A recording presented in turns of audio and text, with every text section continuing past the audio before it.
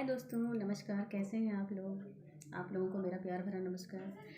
मैं कुछ चीज़ें जैसे होती हैं, जो चीज़ मुझे फ़ील होती हैं, मैं आप लोगों के साथ ज़रूर शेयर करती हूँ।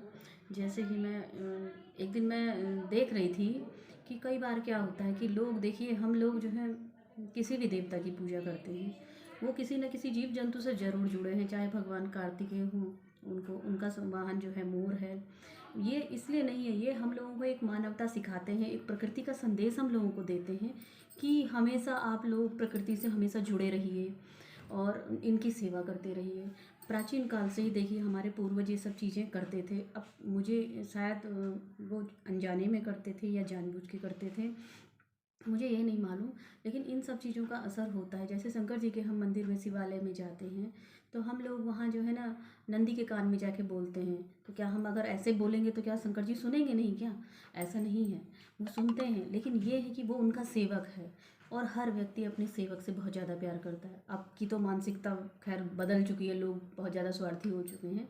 लेकिन जो है ना, पहले लोग अपने से ज़्यादा अपने जानवरों से प्यार करते थे।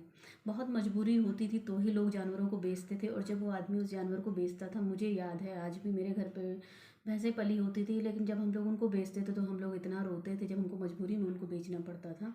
और वैसे हम लोग उनको बेचते ही नहीं थे। लेकिन अब स्थिति ऐसी हो गई है, इंसान इतना स्वार्थी हो गया, इतना निकम्मा हो गया कि मेहनत वो करना नहीं चाहता है। गांव के लोग भी अब खेती करना नहीं चाहते हैं। पहली बात, ये फसल उगाएंगे नहीं तो भैया उन जानवरों को खिलाएंगे क्या? और मेन उनका ध्येय होता है, गाय पालने का मेन ध्येय होता है गाय और भैंस। इनका एक मेन कारण है कि इनसे सिर्फ इनको दूध चाहिए। अरे दूध ही क्यों चाहिए? वो लोग इतना कुछ देते हैं, जब तक वो जिंदा रहते हैं वो लोग हमको देते हैं। हम लोग शायद बचपन में एक निबंध लिखा करते थे कि गाय मरने के बाद उसकी हड्डी, खाल, सींग सब काम आता है। वो भी काम आता है, उसका भी मेरे को, मैं पढ़ रही थी। मैं एक्चुअली जो चीज़ें मैं पढ़ती हूँ, सुनती हूँ, उसको मैं प्रैक्टिकल करती हूँ। जैसे मैंने बहुत सी चीज़ें सीखी हैं। मुझे ऐसा लगता है, पहले मैं सोचती थी कि मुझे जब जॉब करने लखनऊ आना पड़ा तो मुझे ना अंदर से बड़ा दुख होता था, क्योंकि मेरे पास बहुत सारे तोते, मेरे पास बहुत सारे कबूतर थे। मेरे पास 2-3 कुत्ते अपने पले हुए थे, कई मेरे पास सड़क पे थे जिनको मैं खाना खिलाया करती थी। लेकिन जब मैंने यहाँ ज्वाइन किया तो कुछ टाइम तो मेरी आत्मा जैसे लगता है कि वहीं छूट गई।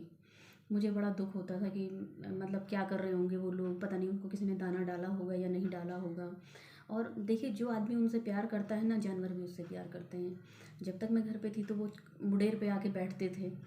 और जब मैं वहाँ से चली आई, मेरी बहन जो है अक्सर मेरे कपड़े पहन के जब छत पे जाती थी तो वो आके मुडेर पे बैठते थे दाना खाने के लिए। लेकिन धीरे धीरे वो समझ गए कि ये इंसान वो नहीं है, और धीरे धीरे उन्होंने आना बंद कर दिया। ऐसे कुत्ते भी होते हैं, वो भी बेचारे कुछ टाइम तक आए और उसके लेकिन मेरा मन जो है ना, लगता था कि काश मेरे पास अपना घर होता इस शहर में तो मैं उनको अपने साथ ले आती। अब किराए के मकान पे मकान मालिक हर जगह अलाउ तो नहीं करता कि आप जानवर पाल सकते हैं। कुत्ते को तो खासकर कोई रखना नहीं चाहता है घर पे। लेकिन लेकिन हम लोगों को ना, जैसे देवताओं को जोड़ा जाता है, किसी न किसी, कोई ना कोई जानवर किसी के पास ज़रूर है। इनसे हमें क्या होता है, एक पॉजिटिव एनर्जी मिलती है। और उस पॉजिटिव एनर्जी जो है ना, हमारे लाइफ में, अगर हमारा सबसे शक्तिशाली जो हमारा दिमाग है, हमारा दिमाग जो है ना, सबसे ज़्यादा शक्तिशाली चीज़ है। इससे हम चाहें तो हम कुछ भी बना सकते हैं, चाहे हम विनाशकारी बनाएं चाहे हम सकारात्मक बनाएं। सृजनात्मक चीज़ें बनाएं चाहे विनाशकारी चीज़ें बनाएं, दोनों ही उससे हो सकती हैं। लेकिन हमारी सोच पे डिपेंड करती है कि हम लोग क्या सोचते हैं। हम लोग सकारात्मक सोचते हैं, हम लोग नकारात्मक सोचते हैं, दोनों तरह से सोच सकते हैं।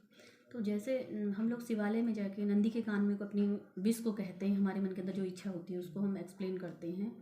तो उस पत्थर के नंदी को उसके कान में जाके मत बोलिए। अगर आपकी इतनी ज़्यादा, अगर आपकी विश है तो किसी नंदी को एक नियम बना लीजिए कि उसको रोज़ कुछ ना कुछ खिलाइए, रोटी खिलाइए, गुड़ खिलाइए, आटा खिलाइए, कुछ भी खिलाइए। ऐसा कुछ उसके लिए व्यवस्था कर दीजिए कि वो रोज़ आपके दरवाजे पे आए, आपको उसको ढूंढना ना पड़े। या आपको किसी दिन दिखाई दे तो आप उसको 1-2 दिन देना शुरू कीजिए, वो रेगुलर आपके घर पे आने लगेगा। उसमें मैं कुछ चीज़ें आपको बताती हूँ, आप क्या क्या उसको खिला सकते हैं। आप अगर उसको आटे में डाल के नमक खिला थोड़ा सा नमक डालिएगा, ज़्यादा ना डालिएगा, थोड़ा नमक डाल के उसको खिला दीजिए आटे में। वो रोज़ आपके दरवाजे पे आएगा। आप उसको गुड़ खिलाइए, वो रोज़ आएगा। आप उसको रोटी गुड़ खिलाइए तो भी वो रोज़ आएगा। इसलिए किसी नंदी, अगर भगवान शंकर की अगर आपको कृपा पानी है तो किसी नंदी को आप रोज़ाना कुछ ना कुछ खिलाइए। गाय को भी खिलाइए, हम मना थोड़ी ना करते हैं। मैं तो सब जीवों के संरक्षण की बात करती हूँ, मैं एक जीव की बात नहीं करती हूँ। मेरे हिसाब से तो हिंसा जानवरों के साथ होनी ही नहीं चाहिए। और मेरा बस चले तो मैं, लोग कहते हैं कि मैं एक घर बनाऊंगी, मैं कहती हूँ मैं एक ज़मीन के टुकड़े पे जंगल बसाऊंगी, मुझे घर नहीं चाहिए। मेरा एक ही कमरे का घर हो मुझे मंजूर है, लेकिन मैं एक मरने से पहले, अपने शरीर छोड़ने से पहले प्रकृति के लिए थोड़ा सा मतलब एक जंगल बसाऊंगी, जिसमें मतलब मेरी आने वाली पीढ़ी भी उसका संरक्षण करेगी, और मैं अपने बच्चे को भी यही संस्कार देती हूँ। इसलिए मैं आप लोगों से भी रिक्वेस्ट करती हूँ कि जीवों के साथ क्रूरता करना बंद कीजिए। किसी न किसी जानवर को ज़रूर खिलाइए। एक नियम बना लीजिए कि सुबह उठते ही किसी न किसी जानवर को खिला के ही आप खाना खाइए। देखिए आपके अंदर, आप 20 दिन 25 दिन कीजिए, आपके अंदर देखिए कैसी सकारात्मकता आती है, और आपका ब्रेन कितना ज़्यादा स्ट्रांग होता है, कितनी अच्छी बातें सोचने के लिए वो विकसित होता है आपका दिमाग। बाय दोस्तों।